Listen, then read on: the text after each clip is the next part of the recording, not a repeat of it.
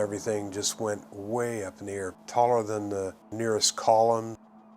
I was wondering about my son. I figured with that many people up there, there was an excellent chance he was up there somewhere too. And I was right, unfortunately. The midnight explosion at the Tesoro oil refinery last April was devastating. 4 workers were killed instantly. 3 died later. Paul Gumbel's son Matt held on for 22 days.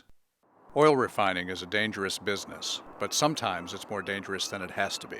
Probably the worst thing is finding out that it could have been stopped. That it very, very likely could have been and should have been prevented.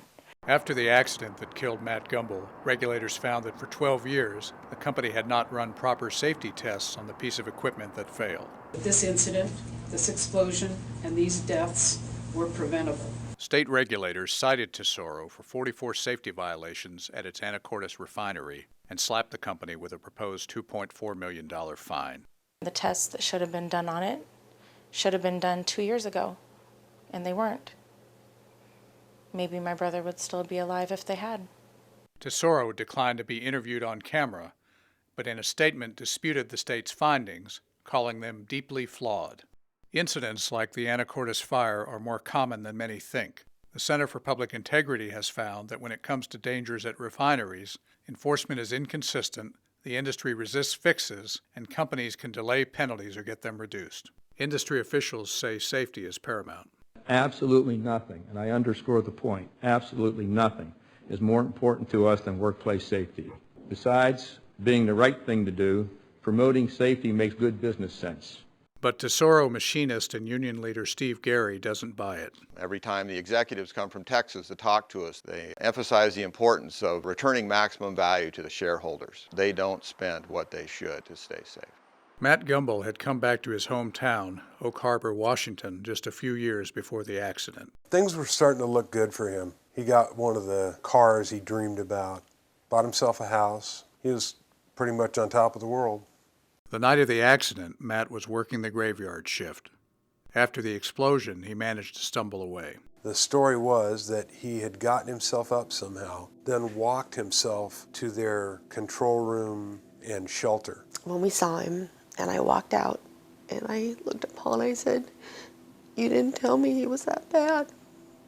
He said, "I couldn't."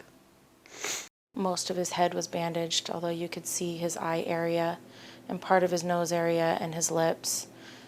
It's really a disturbing thing to see, knowing that that's your child.